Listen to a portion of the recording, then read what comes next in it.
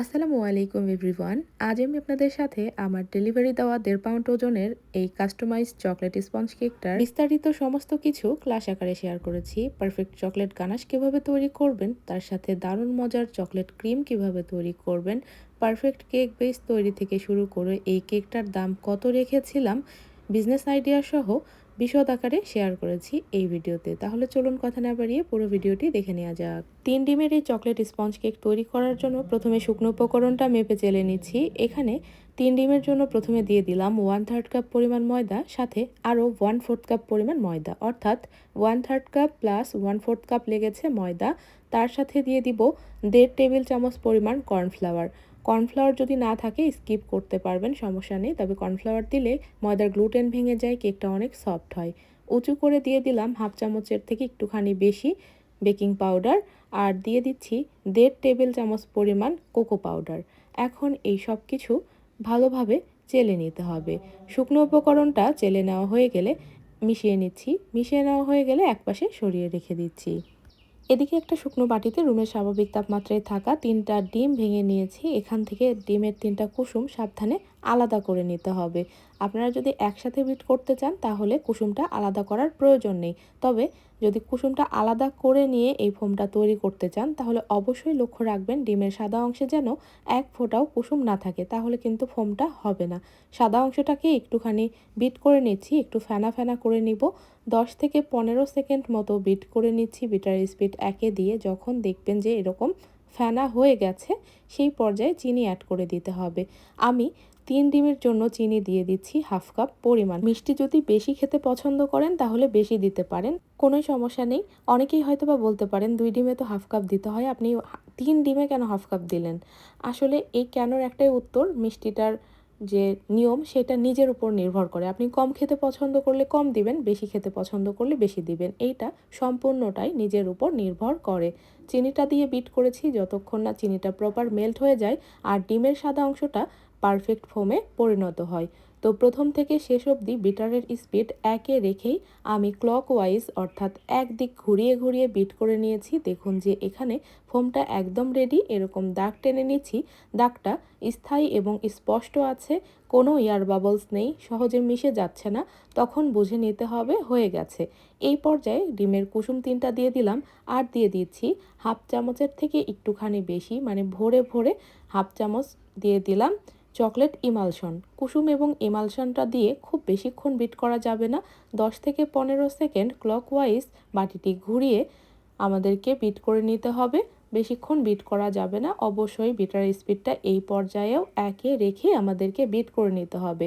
Over mix করা যাবে না, তাহলে ফোমটা একেবারেই পাতলা হয়ে যাবে। এই পর্যায়ে যে শুকনো উপকরণটা আগে থেকে মেপে রেখেছিলাম সেইটা আবারও চেলে দিয়ে নিচ্ছি। তো শুকনো উপকরণটা মেশানোর ক্ষেত্রে একটা টিপস, সেটা হচ্ছে আপনারা যারা নতুন আছেন তারা যদি একবারে মেশাতে গিয়ে হিমশিম খেয়ে যান বা আপনাদের সমস্যা হয়, তাহলে আপনারা করবেন কি, এই শুকনো উপকরণটা 2 থেকে 3 ধাপে দিয়ে মিশিয়ে নেবেন। তবে আমি একবারে দিয়েই মিশিয়ে নেই, আমার কাছে এইটাই সহজ মনে হয়। আর মেশানোর ক্ষেত্রে সেম একই কথা বলবো, কারণ স্পঞ্জ কেকে এই পার্টটাই খুবই গুরুত্বপূর্ণ। এই পার্টে যদি আপনারা ভুল করেন তাহলে আপনাদের কেকটা পারফেক্ট হবে না। একটু সময় এবং ধৈর্য নিয়ে এই মেশানোর পার্টটা আমাদেরকে খুবই সাবধানে করে নিতে হবে, যাতে করে আমরা ডিমের যে ফোমটা তৈরি করেছি সেটা একটুও যেন নষ্ট না হয়ে যায়।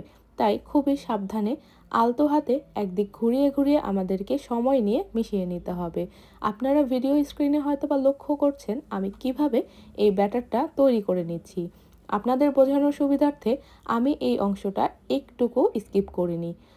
তো যাদের মনে হবে যে এই অংশটা দেখার প্রয়োজন নেই তারা টেনে দেখবেন। আর যারা নতুন আছেন তাদেরকে আমি অনুরোধ করব এই অংশটা টেনে দেখবেন না। আপনারা ম্যাক্সিমাম সময় করেন কি, এই অংশটাতে ভুল করেন, যার ফলে আপনাদের কেকগুলো হয় কি, হয় শক্ত হয়, না হলে ফোলে না, আর না হলে দেখা যায় যে ওভার মিক্সের কারণে কেকটা ফুলে আবার চুপসে যায়। তাই অবশ্যই পারফেক্ট একটা ব্যাটার আপনাদেরকে তৈরি করতে হবে। তো দেখুন যে এখানে আমার মিশিয়ে নেওয়া প্রায় কমপ্লিট। লাস্টের দিকে একটা স্প্যাচুলার সাহায্যে ফোল্ড করে করে আমি চেক করে নিচ্ছি নিচে কোনো শুকনো উপকরণ দলা পাকিয়ে আছে কিনা। অবশ্যই লাস্ট পর্যায়ে একটা স্প্যাচুলার সাহায্যে চেক করে নিতে হবে, এতে করে যদি শুকনো উপকরণ দলা পাকিয়ে থাকে সেটা খুব সহজেই উপরে ভেসে আসে, আর সেটা দেখে দেখে আমরা মিশিয়ে নিতে পারি, ঠিক যেমনটা আপনারা ভিডিও স্ক্রিনে দেখতে পাচ্ছেন। তো আমার এখানে মিশিয়ে নেওয়া কমপ্লিট। ব্যাটারের ঘনত্ব দেখুন ঠিক কেমন হয়েছে, এরকমই হবে। স্পঞ্জ কেকের ব্যাটার হবে হালকা ফ্লাপি এবং থকথকে টাইপের একটা ব্যাটার, এটা পাতলা বা ঘন ব্যাটার হবে না। এখন বেক করার জন্য এখানে আমি একটু হাইট মোল্ড নিয়েছি। এখানে আমি 6x4 ইঞ্চি একটা হাইট মোল্ড নিয়েছি। মোল্ডের নিচে একটা বেকিং পেপার দিয়ে নিয়েছি, সম্পূর্ণ ব্যাটারটুকু ঢেলে নিচ্ছি। তবে আপনারা যদি ফ্ল্যাট টাইপের কেক করতে চান তাহলে 7 ইঞ্চি রাউন্ড মোল্ড বা স্কোয়ার যেটাই হোক না কেন 7 ইঞ্চি মোল্ড ব্যবহার করবেন 3 ডিমের ক্ষেত্রে।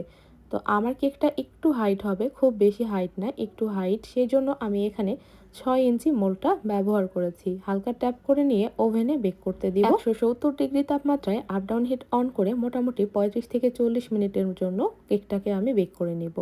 আর কেকটার জন্য চকলেট গানাশ রেডি করে নিচ্ছি। আমি এখানে 50 গ্রাম নিয়ে নিচ্ছি ডার্ক চকলেট, তার সাথে দিয়ে দিচ্ছি 50 গ্রাম মিল্ক চকলেট। ডার্ক চকলেট এবং মিল্ক চকলেট মিলিয়ে যে গানাশটা তৈরি হয় তার স্বাদ হয় দুর্দান্ত। আপনারা বাসায় এভাবে ট্রাই করে দেখবেন, আপনাদের কাছে অনেক বেশি ভালো লাগবে ইনশাআল্লাহ। তো 50 গ্রাম মিলিয়ে দুটো চকলেট 100 গ্রাম নিয়ে নিয়েছি। তো চকলেটটাকে একটু কেটে ছোট করে নিচ্ছি, এতে করে খুব সহজেই মেল্ট হয়ে যাবে। এখন যেহেতু 100 গ্রাম পরিমাণ চকলেট নিয়েছি, তার অর্ধেক পরিমাণ নিয়ে নিতে হবে হুইপড ক্রিম, অর্থাৎ 50 গ্রাম নিয়ে নিলাম হুইপড ক্রিম। 100 গ্রাম চকলেট 50 গ্রাম হুইপড ক্রিম দিয়ে আমরা ডাবল বয়লার প্রসেসে মেল্ট করে নিব। আমি একটা গরম পানির বাটির ভেতরে চকলেটের বাটি বসিয়ে দিয়েছি। খুব বেশি নাড়ানাড়ি করার প্রয়োজন নেই। বাটিটা যখন দেখবেন যে অনেক গরম হয়ে গেছে তখন একটু নেড়ে দিবেন, আবার গরম পানির উপরে রাখবেন, এমনি থেকেই গরমের হিটে মেল্ট হয়ে যাবে। তবে একভাবে গরম পানির পাত্রের উপরে রাখা যাবে না, তাহলে নিচের দিকে একটু শক্ত হয়ে যায়। তো আমার এখানে দেখুন যে গানাশটা একেবারেই রেডি, গানাশটা রেখে দিচ্ছি। আর কেকটা ওভেন থেকে বের করে ঠান্ডা করে তারপরে আমি আপনাদেরকে ফাইনাল লুকটা দেখাচ্ছি। দেখুন মাশাআল্লাহ। তো এখন কেকটাকেও আমি ডিমোল্ড করে নিচ্ছি। কেকটা ডিমোল্ড করা হয়ে গেলে 3টা ভাগে ভাগ করে নিব। যেহেতু 1.5 পাউন্ডের কেক বেস, সেহেতু আমি এখানে 3টা ভাগ করে নিচ্ছি। আপনারা অনেকেই দেখা যায় যে কেকের স্লাইসগুলো সমান করে কাটতে পারেন না, তারা হাতটা সোজা রেখে চোখটা কেকের দিকে দেখবেন, দেখে তারপরে হাতের ব্যালেন্স ঠিক রেখে কাটবেন, দেখবেন যে খুব সুন্দর সমান হবে, অতিরিক্ত গুঁড়ি উঠবে না। বা কেক স্লাইসার দিয়েও স্লাইস করে নিতে পারেন। তো কেকটা স্লাইস করে একপাশে রেখে দিলাম। এখন আমি ক্রিমটা তৈরি করে নিব। যেহেতু গরম পড়ে গেছে এখন অতিরিক্ত, এই জন্য ক্রিমের কাজ করতে গেলে একটু সাবধানে করতে হবে। কেন এই কথা বলছি, আপনারা চেষ্টা করবেন বিশেষ করে ভোরবেলা বা সকাল দিকেই কেকের কাজ করে ফেলতে, এতে করে খুব বেশি হ্যাসেল পোহাতে হয় না, বা বেশ রাতের দিকে কাজ করতেও বেশ আরাম লাগে। আর দুপুর টাইমে কেকের কাজ করবেন না, এই টাইমটাতে অতিরিক্ত গরম থাকে, ক্রিমটা সহজে স্টিফ হতে চায় না। আমি এখানে ট্রপিক্যাল ব্র্যান্ডের ক্রিম নিয়েছি মোটামুটি 1.5 কাপ পরিমাণ। তবে 1.5 কাপ ক্রিম আমার লাগবে না এখানে, আমার আরেকটা অর্ডার ছিল, তো ভাবলাম যে একসাথেই ক্রিমটা তৈরি করে নেই। যেহেতু বেশি পরিমাণে ক্রিম, ওই জন্য সহজে স্টিফ হতে চায় না।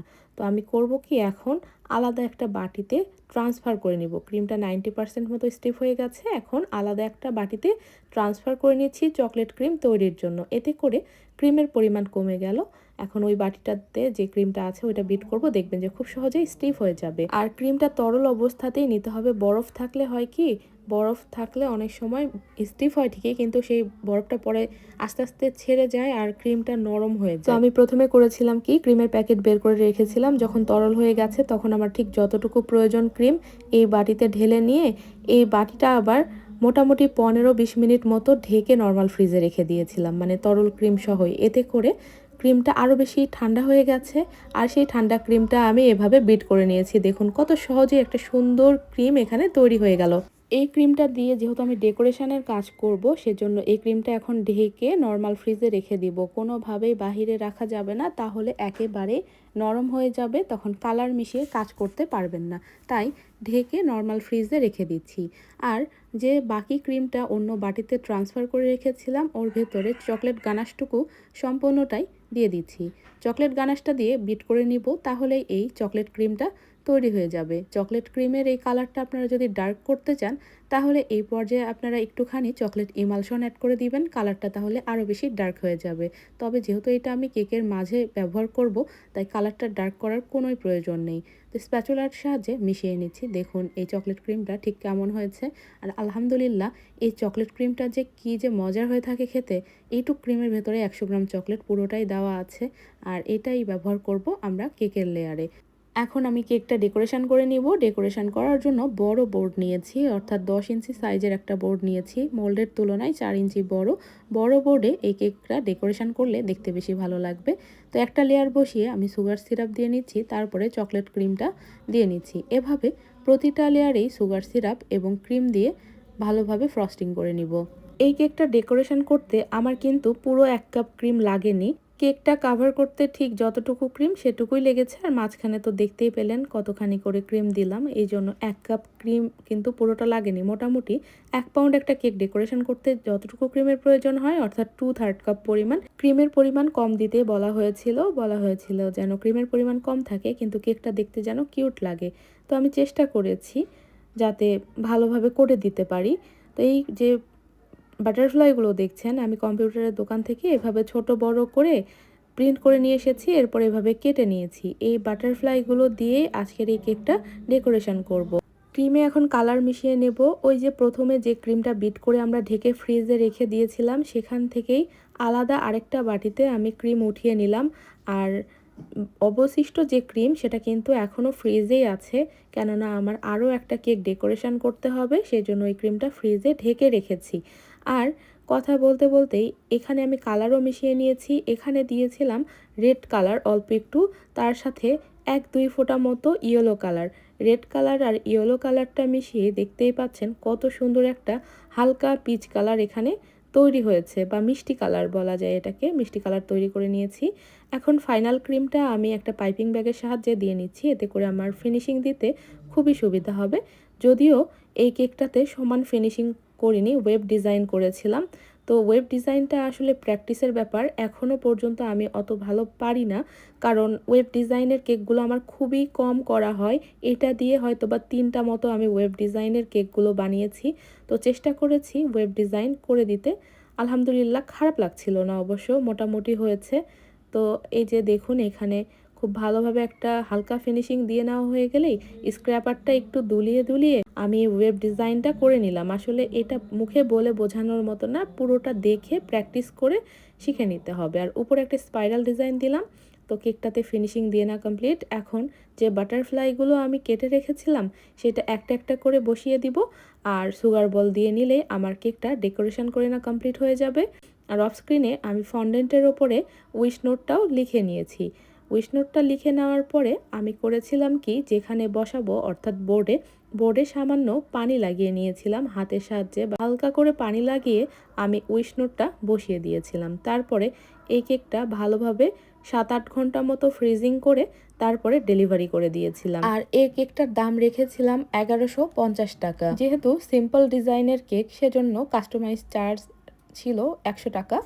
আর 1.5 পাউন্ড কেক বেইজের দামটা ছিল 1050 টাকা। 1050 সাথে 100 টাকা মিলিয়ে এই কেকটার টোটাল দাম ছিল 1150 টাকা। তো আশা করছি আজকের এই কেকের ভিডিওটি আপনাদের কাছে ভালো লেগেছে। ভুল ত্রুটি হলে ক্ষমা সুন্দর দৃষ্টিতে দেখবেন। আজকের মতো ভিডিওটি এখানেই শেষ করছি। কথা হবে পরবর্তী ভিডিওতে। আল্লাহ হাফেজ।